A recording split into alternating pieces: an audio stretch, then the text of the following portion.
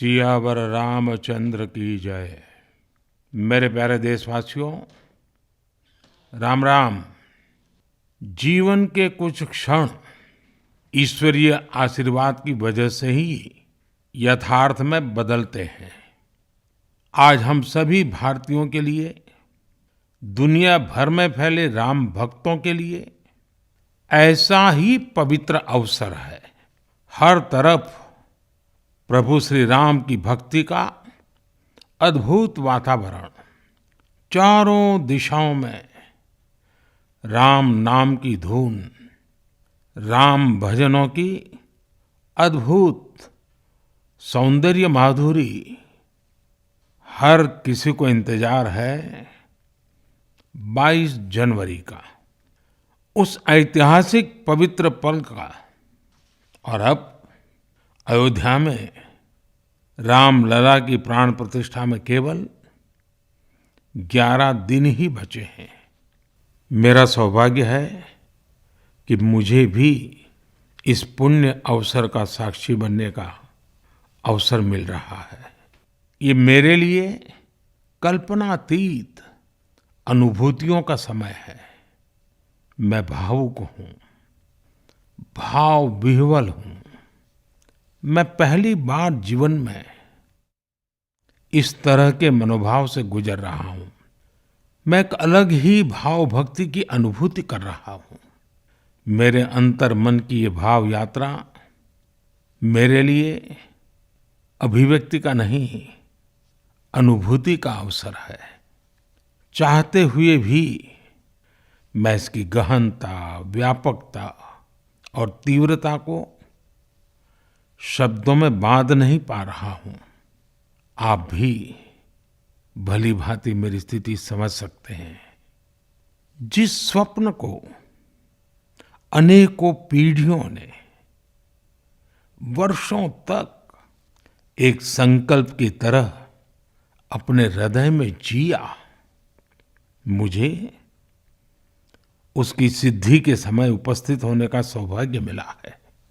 प्रभु ने मुझे सभी भारतवासियों का प्रतिनिधित्व करने का निमित्त बनाया है। निमित्त मात्रम भव सव्यसाचिन। ये एक बहुत बड़ी जिम्मेदारी है।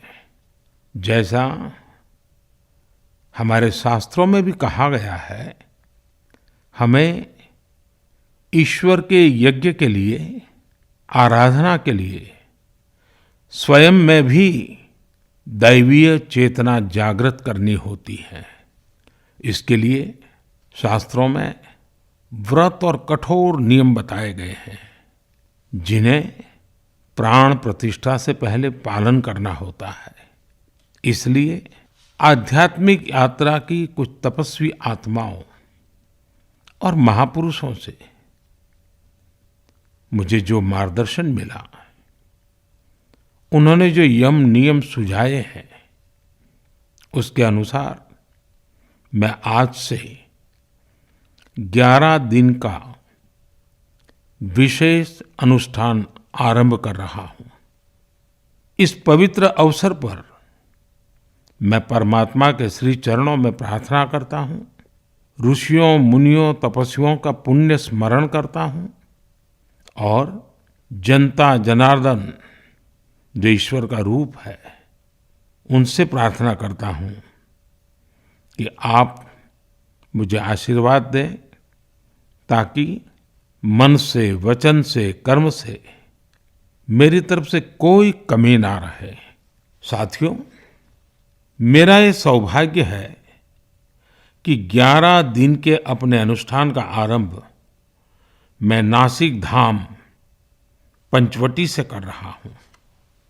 पंचवटी वो पावन धरा है जहां प्रभु श्री राम ने काफी समय बिताया था।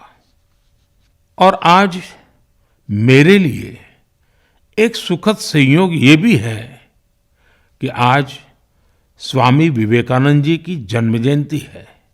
ये स्वामी विवेकानंद जी ही तो थे जिन्होंने हजारों वर्षों से आक्रांतित भारत की आत्मा को झकझोरा था।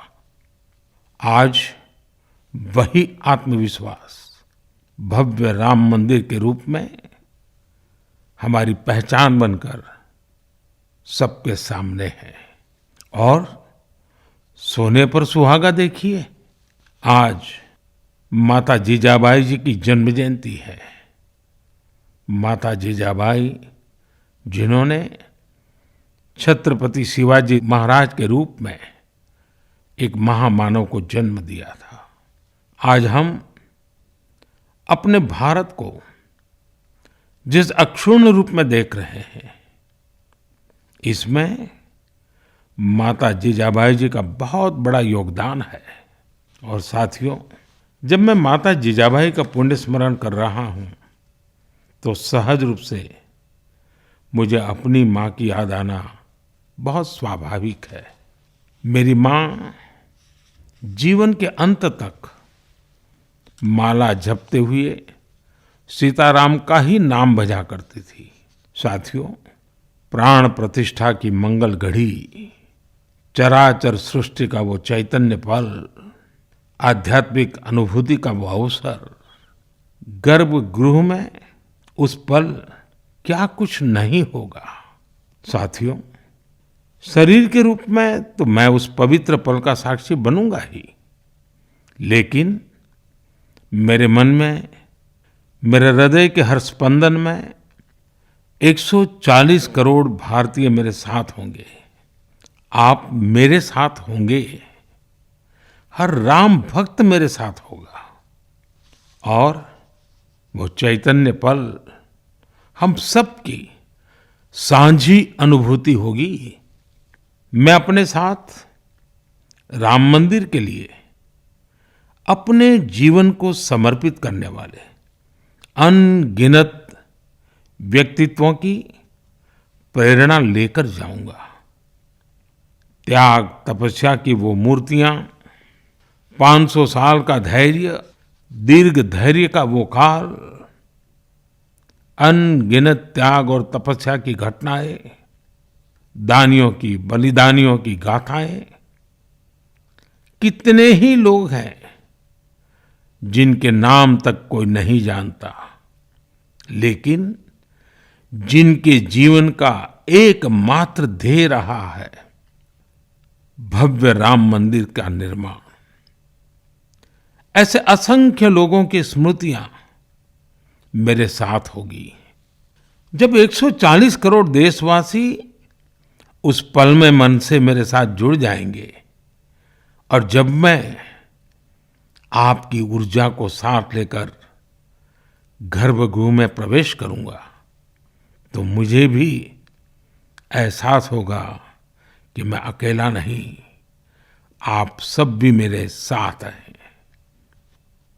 साथियों, ये 11 दिन व्यक्तिगत रूप से मेरे यम नियम तो है ही, लेकिन मेरे भाव विश्व में आप सब समाहित है। मेरी प्रार्थना है कि आप भी मन से मेरे साथ जुड़े रहें। रामलला के चरणों में मैं आपके भावों को भी उसी भाव से अर्पित करूंगा जो भाव मेरे भीतर उमड़ रहे हैं। साथियों, हम सब इस सत्य को जानते हैं कि ईश्वर निराकार है, लेकिन ईश्वर साकार रूप में भी हमारी आध्यात्मिक यात्रा को बल देते हैं। जनता जनार्दन में ईश्वर का रूप होता है, ये मैंने साक्षात देखा है, महसूस किया है। लेकिन जब ईश्वर रूपी वही जनता शब्दों में अपनी भावनाएं प्रकट करती है, आशीर्वाद देती है, तो मुझ में भी नई ऊर्जा का संचार होता है। आज मुझे आपके आशीर्वाद की आवश्यकता है, इसलिए मेरी प्रार्थना है कि शब्दों में, लिखित में अपनी भावनाएं जरूर प्रकट करें, मुझे आशीर्वाद जरूर दें। आपके आशीर्वाद का एक एक शब्द मेरे लिए शब्द नहीं, मंत्र है। मंत्र की शक्ति के तौर पर वो अवश्य काम करेगा। आप अपने शब्दों को, अपने भावों को नमो ऐप के माध्यम से सीधे मुझ तक पहुंचा सकते हैं। आइए हम सब प्रभु श्री राम की भक्ति में डूब जाएं। इसी भाव के साथ आप सभी राम भक्तों को कोटि कोटि नमन। जय सिया राम, जय सिया राम, जय सिया राम।